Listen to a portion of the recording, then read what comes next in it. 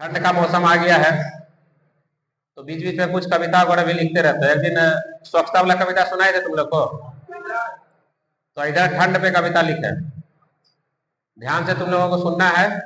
और तो कविता का शुरुआत कर रहे हैं, ध्यान से सुनना है। ठंड का मौसम आया, ठंड का मौसम आया, ऊनी कपड़ों को लाया, दिमाग में ठंडा लाया। शरीर में ठंडा कम लगता है, दिमाग में ज्यादा लगता है। काम में आलस लाया, जो भी काम करना उसमें आलस तुरंत आ जाता है ठंडा में। भोजन बासी खिलाया, मतलब दिन में अगर बनाए हो 10 बजे 11 बजे तो वही शाम में खा के सोना, तो इसलिए लिखा है भोजन बासी खिलाया। खूब नींद लाया, सारा जग अलसाया। ठंड में आदमी खूब सोता है और जो मेहनती वो कम। काम में हुई देरी, ट्रेन काम में हुई देरी, ट्रेन हुआ विलंब, विलंब बढ़ते बढ़ते ट्रेन हुआ रद्द। लेकिन ITI का अटेंडेंस जरूरी है, यह रद्द नहीं होगा। ठंड का मौसम आया, ऊनी कपड़ों को लाया, प्रकृति के आनंद को लाया, मन को कर्म पथ पर चलना सिखाया। ठंड में बहुत आलस आएगा, मन करेगा कि आज मत जाए ITI, लेकिन अपना कर्म पथ पे चलते रहना है सभी को। नई ऊर्जा नई उमंग जगाया, ठंड का मौसम आया, मतलब नई ऊर्जा। जैसे ठंड में थोड़ा सा एक्सरसाइज व्यायाम कर लेंगे तो शरीर स्फूर्तिवान हो जाएगा।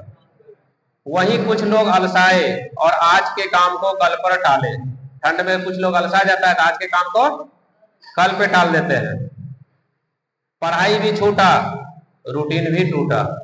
रूटीन था कितना बजे उठ के पढ़ना है, सोने में खत्म। ठंड का मौसम आया, ऊनी कपड़ों को लाया, व्यायाम करने और दौड़ने से ठंड को भगाया। अगर व्यायाम करेंगे दौड़ेंगे तो ठंड भागेगा। शरीर में फुर्ती आई, काम में तेजी लाई। व्यायाम करने से तेजी आएगा। आया सुहावना समय, ठंड का मौसम आया। जब सुबह के समय में थोड़े थोड़े जो ओस गिरता है और मुंह में जब लगता है तो लगता है कि नहीं बहुत अच्छा आ गया। लोग कहता है, इसी को मजाक में लगता है कश्मीर पहुंच गए। पतले भी मोटे दिखने लगे, ऐसा मौसम आया। 2-4 को कपड़ा पहन लेगा तो पतला भी मोटा दिखने लगेगा।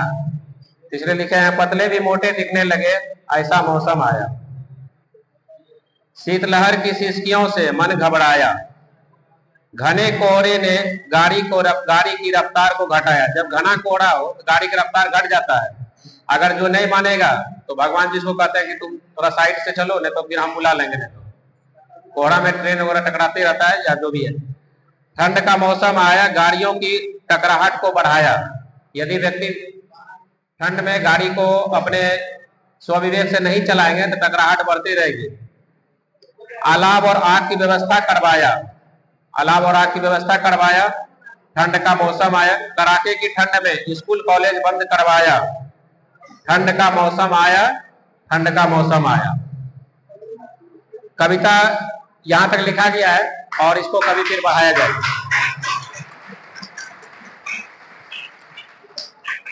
धन्यवाद सभी को अच्छी तरह सुनने के लिए। ये कविता सेल्फ अपने आप इसको लिखे हुए हैं और फिर कुछ नया कविता कभी कभी बीच बीच में तुम लोगों को सुनाते रहेंगे, ठीक है। और क्या, और सभी को जिसको इसको ठंड लग रहा है सबको दिखाना है क्या? नहीं, ठंड का मौसम जो है ना काफी जो है कि ऊर्जावान मौसम होता है।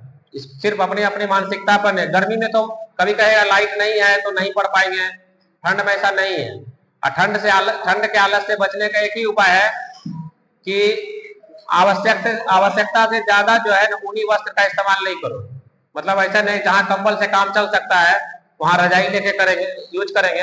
रजाई तो हमेशा कहेगा हमसे दोस्ती मत करो, मतलब रजाई अपने आप से हटने नहीं देगा। और जितना तुम रजाई के संपर्क में रहोगे उतना किताब कॉपी से दूर रहोगे। इसलिए ठंड में जो है ना कंबल हो गया या चादर हो गया, इसका यूज करोगे तो पढ़ाई भी करते रहोगे। रजाई का यूज करने से पढ़ाई कम हो जाएगी।